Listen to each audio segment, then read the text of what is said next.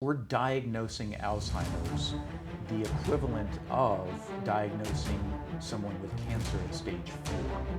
There's really, yes, you can make them comfortable, but that's so late in the game. All right, hold on. You gotta pause. I need everybody to digest this. You determined, okay, that's it. She can't drive anymore because you were following her to aqua aerobics or aqua fit class. Yes. I thought that is so cool.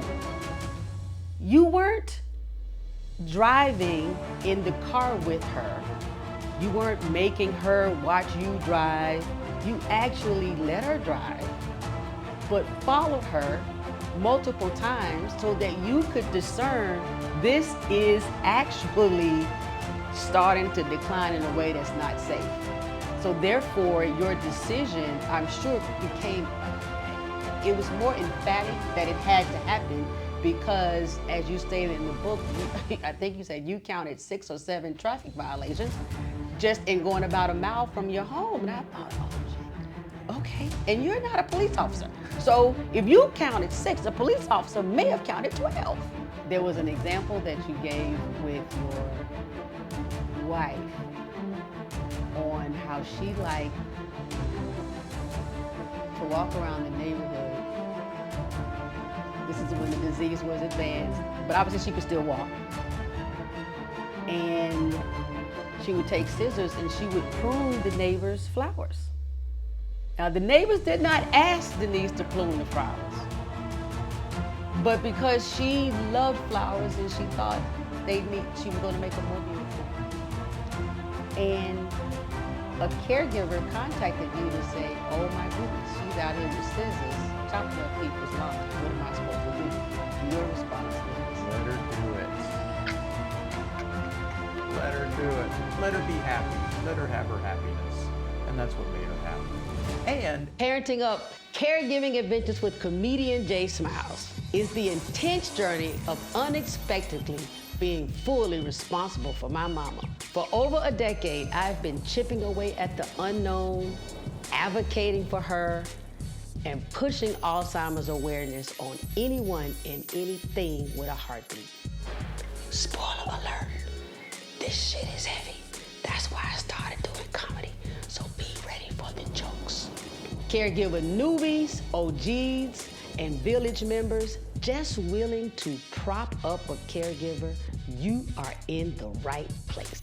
Hi, this is Zeddy. I hope you enjoy my daughter's podcast. Is that okay?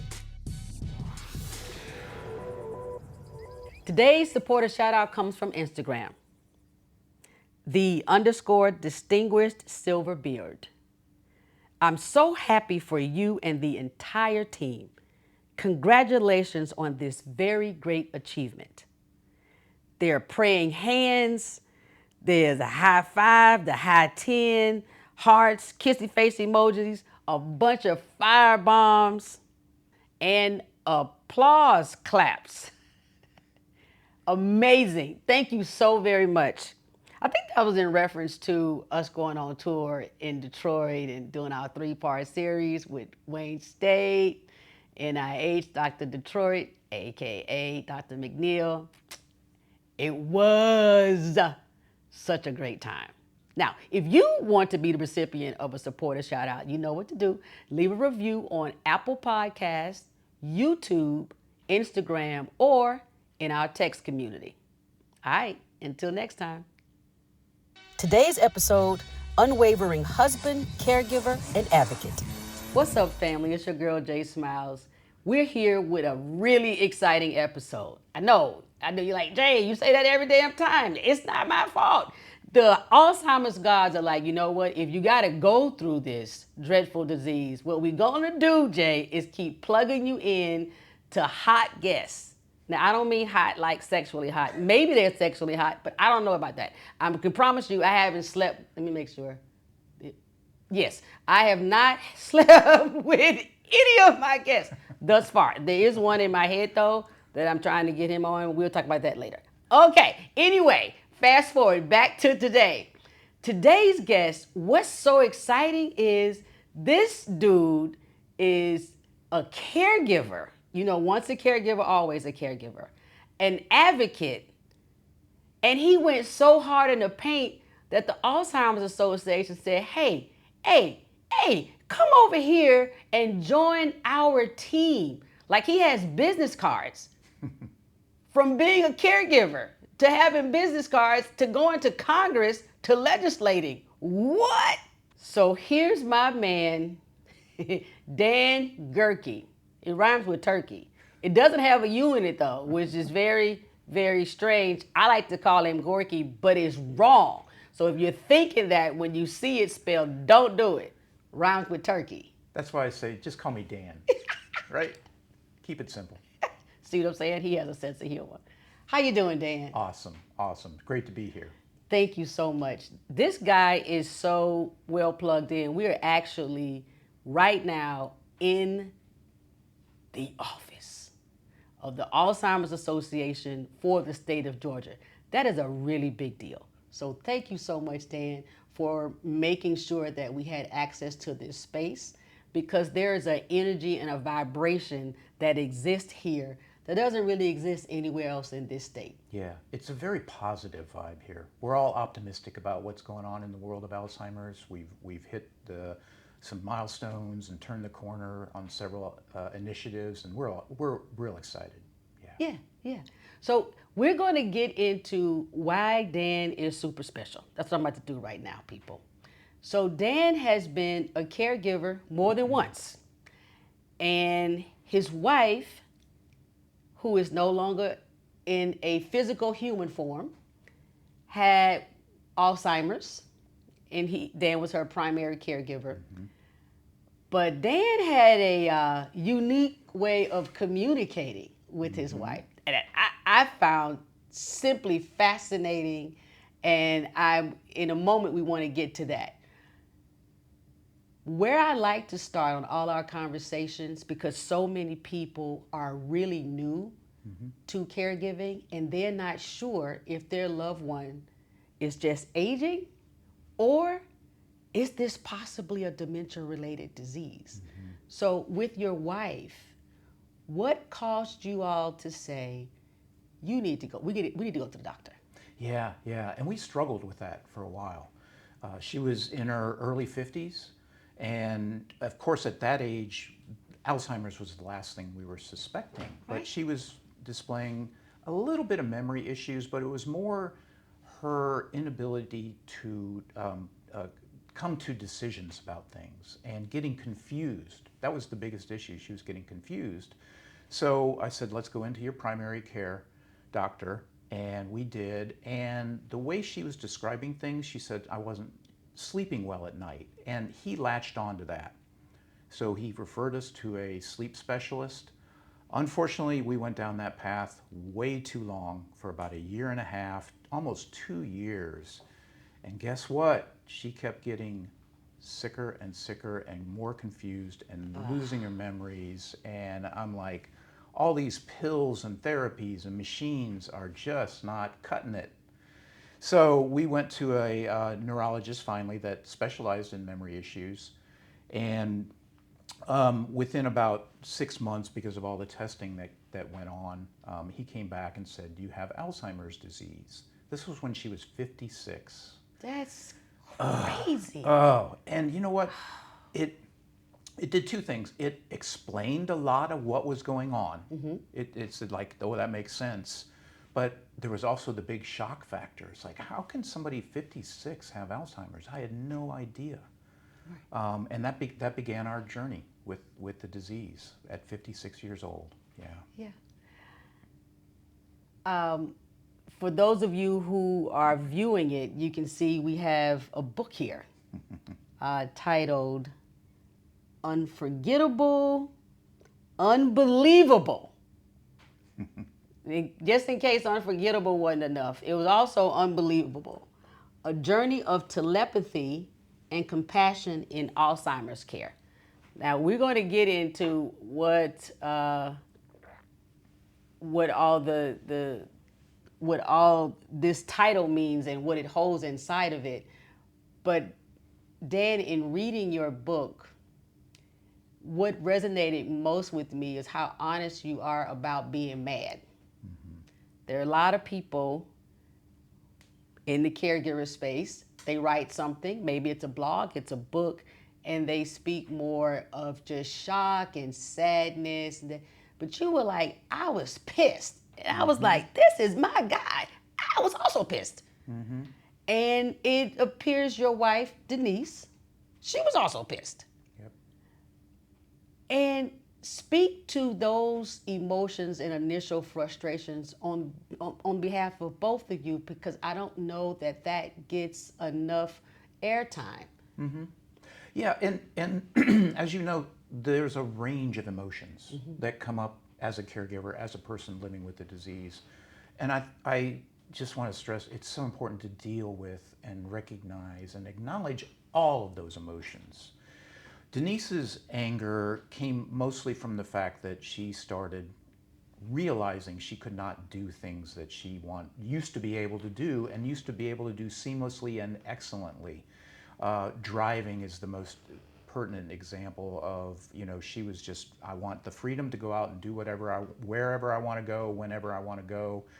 And when it finally got to the point where I had to take away the car keys, oh my gosh, we are talking about World War III at the house. Yeah. And it would come and go for a while, and but it was so difficult. Seeing the anger, I knew why she was angry, and it made complete sense. But yet it was so hard to deal with that too, because it's like, I cannot give you the keys. Right. And that was super frustrating and caused me to be angry at the disease. I remember telling myself going through this journey, either don't get mad at Denise, get mad at the disease. And that that began my journey of don't get angry, do something for that, okay? And that began my role as doing some advocacy, going to Washington, D.C. People told me, you need to write a book because there's so many great stories. I wrote the book with the intention of getting it out there to the caregiving world, to the caregivers, so that they could see this is what this is. This is a disease like no other. Yes. And there are better ways to do it than just not recognizing your emotions, not recognizing what's going on. Just please get out there, recognize what's going on, and get help. That's one of the reasons I wrote the book. Yeah. I'm happy you wrote the book. Thank you. You had a technique that I don't know, at least I haven't heard of it much. I feel like this was the first time I have been made aware of this. You determined, okay, that's it, she can't drive anymore, because you were following her to aqua aerobics or aqua fit class. Yes. I thought, that is so cool. You weren't driving in the car with her. You weren't making her watch you drive. You actually let her drive, but followed her multiple times so that you could discern this is actually starting to decline in a way that's not safe. So therefore, your decision, I'm sure, became, it was more emphatic that it had to happen because, as you stated in the book, I think you said you counted 6 or 7 traffic violations just in going about a mile from your home. And I thought, oh, shit, okay. And you're not a police officer. So if you counted 6, a police officer may have counted 12. He only needed 1 to pull her over, right? Exactly. But just as a technique to everyone in the Parenting Up community, I want to give that as an example of when you're 10 toes down in leading with compassion around, she's angry, she wants to keep driving. To the extent I can let her keep driving, I will. And you came up with a strategy that could then inform your heart and your mind of when enough is enough. So I needed to state that technique because I was like, yeah, just drive behind her. Why isn't that like on all the commercials? This is what you should do before you take your person's keys, because then you know for a fact, give me the keys. It's Yeah. time to move on. Another very, because I'm a comedian. A hilarious point that you describe is there was a moment where there were loose bowels and you were trying to get her to sit down. Mm-hmm. And she was trying to leave. Right. The way you describe the frustration that you are having with each other, and you don't even have a chance to put gloves on. Right. Share a little bit about the humorous side of that now looking back on it, or even in that moment Yeah. after you got through it. Yeah, I think so much of that was about taking deep breaths Yeah. often and frequently. Yeah. She just had an issue. She had diarrhea, and I had to get her cleaned up. And at the stage of the disease that she was at, she just was having difficulty understanding what was going on. And I had her there in the bathroom, and all the while trying to take off her Depend diaper, get something to clean her up with, and yet in her mind she was saying to herself, I could almost hear her say, I got to get out of here. This is a bad situation, right? I've got diarrhea. I've got to leave and go somewhere else. Where she was going, who knows? Who knows? Away from this, though. This is messy, it smells, and I don't want any part of it. Exactly. And I even don't want this guy near me, right? So and I kept telling myself, I realized that that's where she was in her mind, and that I just had to keep going with the flow, try and calm her down. And I did. It took a while. But we got there, and I was able to get her in the shower, which she loves showers. So that was my carrot. Okay. Let's get you in the shower. You love taking showers and feeling that water on you. So that was my carrot, to get her in the shower, and it all worked out. But oh my gosh, I didn't keep track of the time, but I want to say it was probably close to an hour in there with her. Felt like the walls were closing in on us, but we got through it. Take deep breaths. You got to take deep breaths. Goodness knows, I've had some of my own diarrhea moments with Mom, and you're looking at the adult brief, and you're thinking, did this thing work at all? She could have just had on regular panties. She could have just been sitting here with nothing on, and we could have just let it go everywhere, because I feel as though this didn't absorb anything. Give me my money back. Right. So at a minimum, give me my money back. Right. This didn't meet my expectations. Your moment where you say, talk to me. Now, I'm jumping around very purposely, family, on the book, because you're going to need to go get the book and buy the book for yourself, right? And Dan has so much information that I want to get to in this episode that I'm trying to hit, at least what touched me the most. Sure. So there's a moment when there's a chapter that you call it Talk to Me, and you're frustrated. You speak on being frustrated because your wife's disease has advanced to the point where you can't verbally really connect with her. Right. She's in the bed. You finally come from the den watching TV. You get in the bed. Tell us what happens. Yeah, it was. She was at a point where it was very difficult for her to communicate anything. A few words here and there, but certainly you'd ask her a question and she could not verbalize her answer. So tough day. Got her to bed. Thankfully, she slept really soundly and through the night most nights.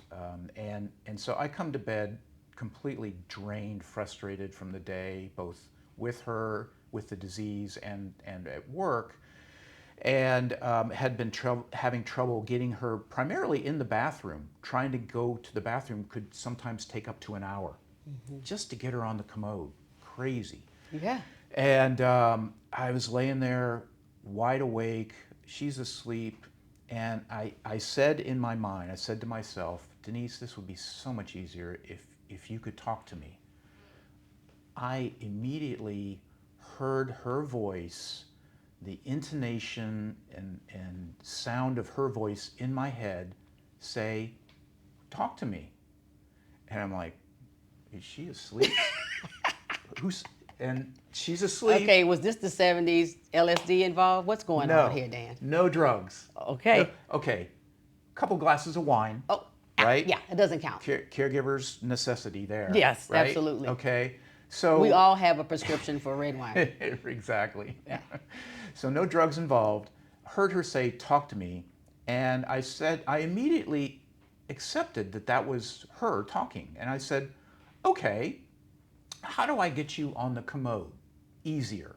Easier for both of us. Because she was struggling. She was mad at me. Now, is right? this only in your mind? Only in Are my you mind. starting to talk out loud? Nope. I'm talking in my mind. Every bit of this is in my mind. And I said, show me how to get you on the commode so it's easier for both of us. And she starts putting pictures in my head about what to do. And she says, put one arm on my shoulder, one arm on my hip, push gently here, turn me this way, do this, do that. And I thought to myself, well, okay, sure. So I'm anxious. The next morning I wake up, like, who is anxious to get their loved one into the bathroom? That's to go to the bathroom, right? It's like, I can't wait to try this. I can't wait. I can't wait. I want to see if I passed the test. Yeah. Did I study well? Yeah. So I get her up. We walk into the bathroom. I do exactly what she had showed me through my mind. Okay, and it was a matter of 60 seconds, and she's sitting on the commode, and I'm like, yes, it worked. And she looks at me. She goes, get out. Yeah. She's like, I'm like the NFL football player in the end zone. And she's like, what is this idiot doing? Right. Well, you know what? The celebration is no longer allowed, so you got a penalty, right? All of that showboating is not necessary, Dan. Right. Well, I pushed it a little Wow. far. So that was proof of that I heard her and that she was communicating, and it went to other places of caregiving, getting her in the car, asking her what she wanted to eat, what she didn't want to do, where she wanted to go, things like that. Right. So that's where the telepathy great. comes in. Everybody Great. in the book title. Was this your first experience with telepathy? Yes and no. I had been on I guess you call it a spiritual, metaphysical journey for a couple decades, doing different modalities like shamanic breath work, meditation. I still meditate every single day, and I have for, 20, 30 years. Okay. And so I was... That explains your chill. Okay, so listen, how many times, Parenting of a Family, how many times do I throw in meditation as a cost-effective, environment-independent method of stress control? Love that. And here he is, a better salesperson than I could be. Okay, keep going. So I had been open to this kind of work Yes. in the past. I was not expecting it, yet I embraced it. I said, this is going to be a great method to communicate so that I could be a better caregiver for her. Right. And make her happier and make our lives a little bit easier. Not easy. There's very little easy with this disease as a caregiver or a person that has it. Yet it was going to make our lives easier. Yeah. I love that. Yeah. So meditate. That's right. Meditate. Right? Meditate. We must meditate. Your continuation with how you were able to communicate with your wife. Now, first, it speaks to the connection of the two of you. Because I know some people, they could ask questions all they want to, and all they gonna get back is, I know you're not fucking asking me nothing. I'm not telling you shit. It's probably what they would get back. Right. But it speaks to the relationship in advance of the disease and how much you all were walking through the journey together attempting to say, hey, we're going to face this head on, do the very best we can. So I want to congratulate you on staying 10 toes down, facing the fire. That's not at all easy. And then to embrace that what you were hearing was really from her, and to at least try it. Yeah. So family, that's what I would like to say. If you're, whether you directly say your loved one's name, if you're putting in the form of a prayer or just a frustration outburst, whatever comes back next as the next thought you have in an answer could be from another realm or could be divine. It could actually help and not just be a random thought floating between your ears. Absolutely. So that's just my little deposit right there. Thank you for that. Absolutely. Yeah. Because a lot of the messages that we get back, even if we aren't used to telepathic communication, you know, you may be thinking, oh, hey, I wonder if my mom would like some ice cream. Well, okay, in my world, that's her communicating to you that she would like ice cream. That's just not a random thought. That yeah, comes because from what her. made me even think of ice cream? Exactly. You know what, that happened the other night. My podcast team and I went, we had a bit of a celebration dinner, and I purposefully did not finish my dessert. It was very good, but halfway through I thought, I wonder if Zeddy would like this. And I just stopped eating. I took it home. I kid you not. I get home, she's on the toilet. We eat on the toilet, it's no problem. I have actually fired a couple of caregivers that were like, I don't want to give her water or any snacks on the toilet. And I was like, okay, cool, no problem. So here's your purse. Nobody asked you what your opinion was. Right. I had, it was blood orange cheesecake. Ooh. Very good. Ooh. I had it, I got it, you know, I got the scoop, I have it on the fork, I give it to her. She opens her mouth as wide as possible. So now, you know, there's no fighting of swallowing. She chews it, she's nodding her head, yes, and kind of smiling at me. I put the fork down by my side, Dan. Her eyes followed the fork down to my side as if to say, is there some more down there? Like, where is the next spoon? Yeah. And I was like, all right, she likes it. Okay, cool. This is a good idea, Jay. Absolutely. So I hadn't thought about that, but so small moments, like, where do those thoughts pop in? So I love it. That's fantastic. You spoke about that anger of the disease led you into advocacy. Yeah. One of the most poignant statistics that I got out of your book was maybe in 2012, 2013, unpaid caregivers accounted for approximately $235 billion. Yes. A decade later, when you authored the book, it was $340 billion. So it's more than another $100 billion of what unpaid caregivers are giving to the system and or losing for ourselves. Right. Give us your thoughts on that. Yeah, that was, boy. And in case your viewers don't know, advocacy is a fancy word for lobbying. Yes, okay, right. That is right. We're going to politicians, and I had my doubts as to whether that was going to be effective or not, and I thought, well, let's give it a try. So, and as advocates for the Alzheimer's Association, and when we go to Congress and Congress people, we're given this information, and I saw that statistic about the $235 billion that was being spent by caregivers. I thought that's insane. Yeah, that's a crazy number. It's stupid. Why are we spending and where that? are we getting it from? Yeah, exactly. I would like my part of the $235 billion back. Actually, yeah, it's a tax refund. What is going on? Yeah, exactly. And so I that was criminal to me. So I said, we got to do something to fix that. And I have learned that the way to fix that is, well, let's get rid of this disease. Yes. Okay, back that up. How do we get rid of the disease? Through research, through funding research that is going to come up with a treatment, with a cure, with whatever, Right. anything, please. Because in 2012, we had 2 medications that were given that were really ineffective, quite frankly. And I had also heard that because the funding level at 500 million at the National Institutes of Health were so low that researchers in the Alzheimer's world were leaving. They were going to other diseases because there was no money in it. Hold on 1 second. Yeah. Hold on yeah, 1 second. Believe it.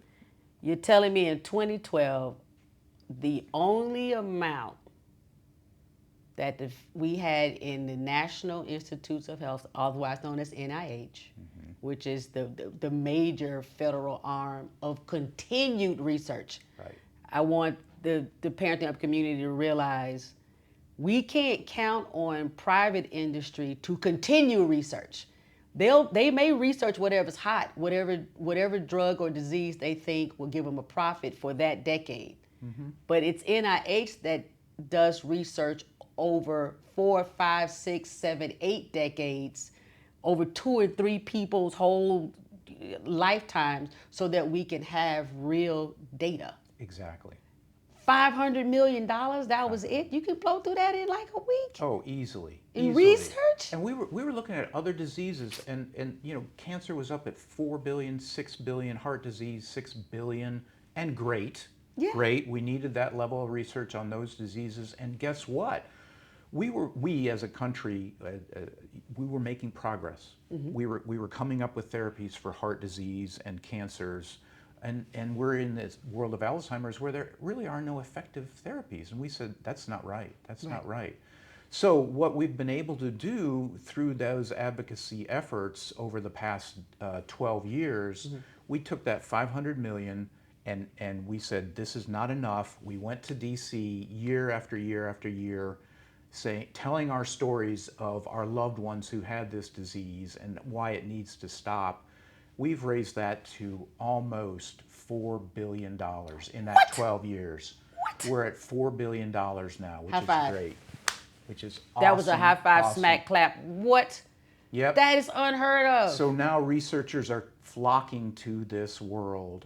Private companies are doing more and more to come up with therapies from, you know, a cure, prevention. Blood test now has just been approved by the FDA.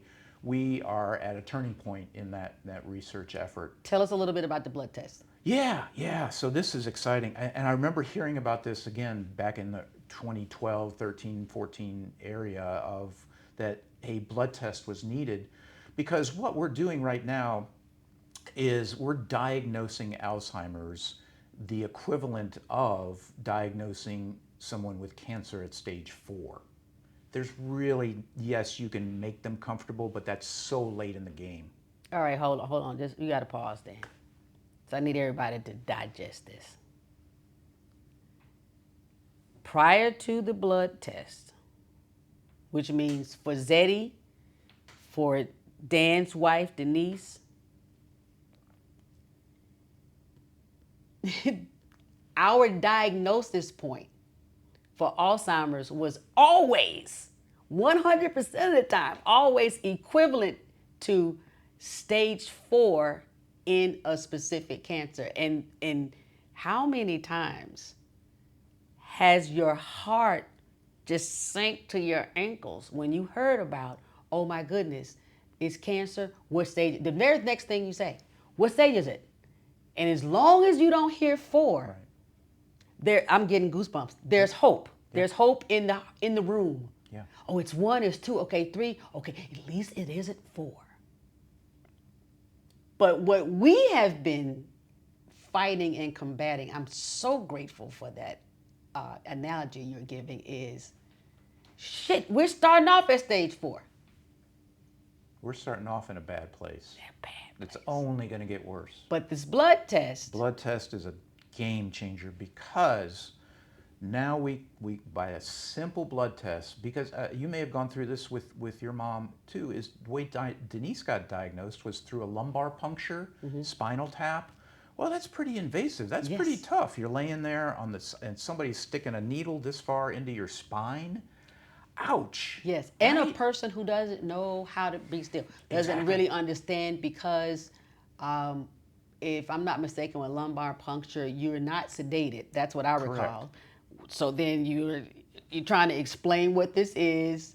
You can't tell somebody with Alzheimer's don't move. You have a great don't move story in this book. Hey, I just want anybody, once you get it, when you get the don't move, please DM me and tell me, write in the comments how y'all feel about the don't move story. I'm not going to go down that one, but that was hilarious. Yeah. Yeah. Yeah. Yeah. Yeah. So the diagnosis is very invasive right now, Yes. and the blood test is so much simpler. Obviously, Yeah. prick your finger, test the blood, and determine whether you have Alzheimer's or not.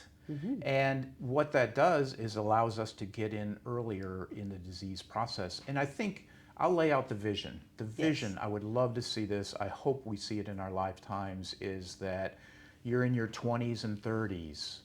You get the blood, the doctor says, hey, it's time for your Alzheimer's blood test. And you go, okay, you get the blood test, the doctor comes back and says, hey, you're probably going to develop Alzheimer's disease in your whatever, 60s, 70s. Yet here's a set of pills, shots, whatever therapy. Right. Start taking this now when you're in your 20s and you will not get Alzheimer's. Vaccine. Right? Some Something, version of an something. Alzheimer's vaccine supplement cocktail. Early on. I will take mine now. Yeah. Okay, so whoever is listening to this in Congress, go ahead and approve the next step, okay? So I can go Absolutely. in and pop a few pills? Absolutely. Oh my goodness. That's the vision. That's what we want in this Well, world. then that's what we want. Yeah. If that's the We're gonna vision, get we're gonna telepathize. I made that part up. I'm sure that's not really a word with Congress. It's a lot of them. We got to pick somebody that might give it back with us. Right. Don't just go with it to everybody in Congress trying to do it. I don't think they could send back some bad energy. We don't want to do that. Right.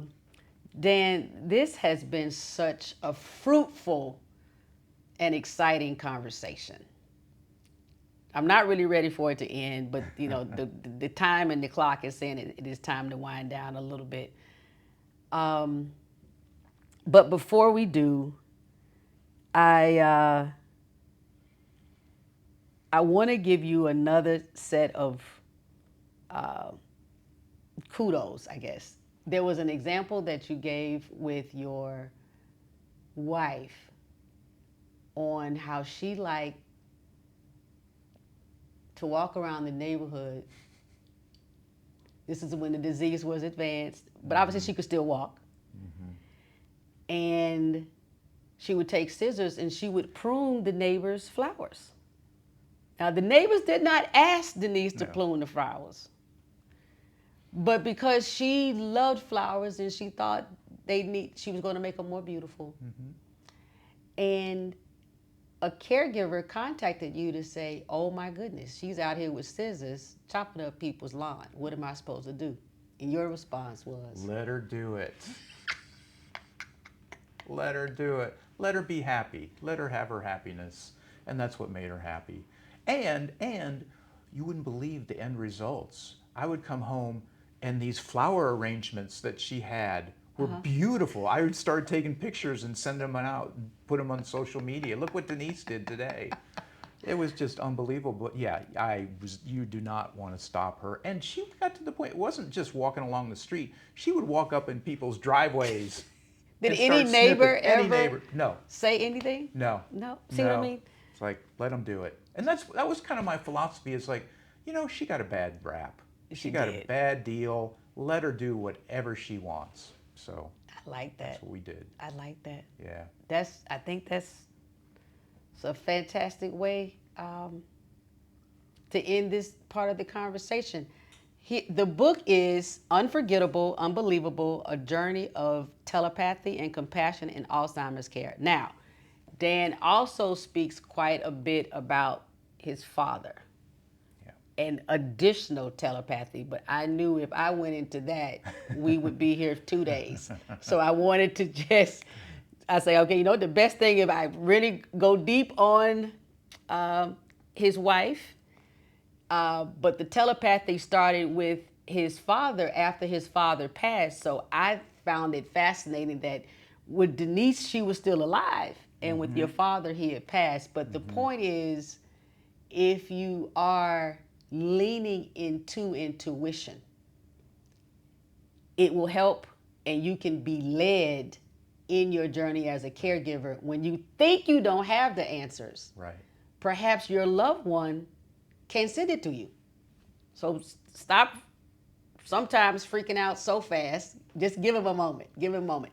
Dan, where can we get this book? Where can we contact you as it relates to assisting in anything related to the Alzheimer's Association, being an advocate? So the book is on Amazon. I have a website called Soul to Soul Communication, and I offer the telepathy service to other caregivers. So I can contact your mom, someone else's parent, whoever else, to offer those same kind of tips so they Yes. can tell me messages. So I offer that service in there on Soul to Soul Communication. I do advocacy work. I would encourage anyone who's absolutely even the slightest interest in doing advocacy or fundraising for the Alzheimer's Association to go to alz.org, O-R-G, and take a look on the website. It's beautiful. The Walk to End Alzheimer's is coming up here in Atlanta in October. Love to have you join us there as well. So there's a variety of ways to get involved. The Parenting Up community, we will be there. We might even be there, you know, with lights and a camera and shake some things up and make some noise. Love it. How Loved about it. that? Awesome. All right. And Thank I'll see you there with our representative too, Yes. right? We're going to go together. Representative Nakima Williams, we are going to continue the advocacy. Yep. Dan has been so kind as to say he will allow me to kind of ride his coattails and just jump right onto his lobbying team, which means I don't have to stand outside and watch. And No. I am grateful. I'm grateful. Absolutely. I'm so grateful. Thank you. Thank you. Absolutely. Appreciate it. The Snuggle Ups. Number 1. Caregivers. You can be angry. You can be pissed at the disease from the day your LO is diagnosed, all along, and the day they die. It's okay. You got the right to be mad. Avoid taking that anger out on the person with the disease. They deserve it the least. If you think you mad, you're gonna have to get in line behind them. It's okay. Let that emotion out. Number 2.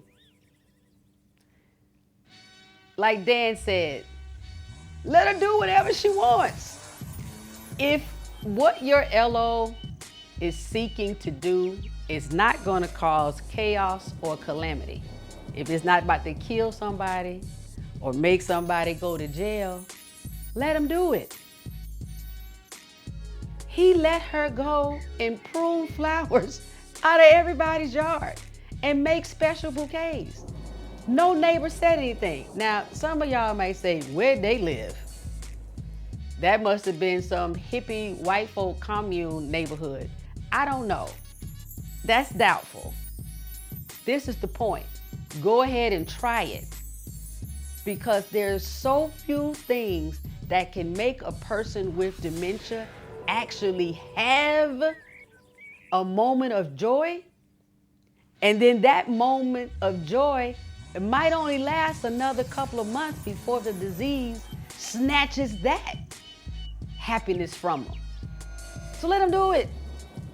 If they want to walk around in circles for what you think is no reason, don't stop them. If they want to cut flowers out of the neighbor's yard, what the hell? What's the old saying?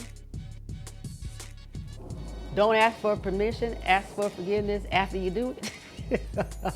Y'all feel what I'm saying. Number 3, consider becoming an advocate in some form or fashion for this disease. If any part of you bubbled up with the, damn, I ain't know that. Is that many caregivers?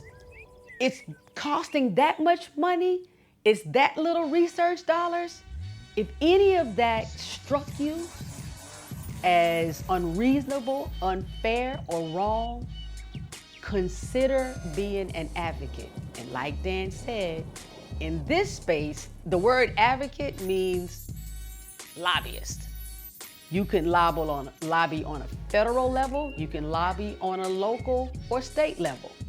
No matter where you live and how you are hearing or seeing this, it's some lobbying going on. And you can go to alz.org to get started. If that doesn't work, holler at your girl and we'll help you find the right place. Thank you for tuning in. I mean, really, really, really, thank you so very much for tuning in. Whether you're watching this on YouTube or if you're listening on your favorite podcast audio platform. Either way, wherever you are, subscribe. Come back. That's the way you gonna know when we do something next. Y'all know how it is. I'm Jay Smiles. I might just drop something hot in the middle of the night.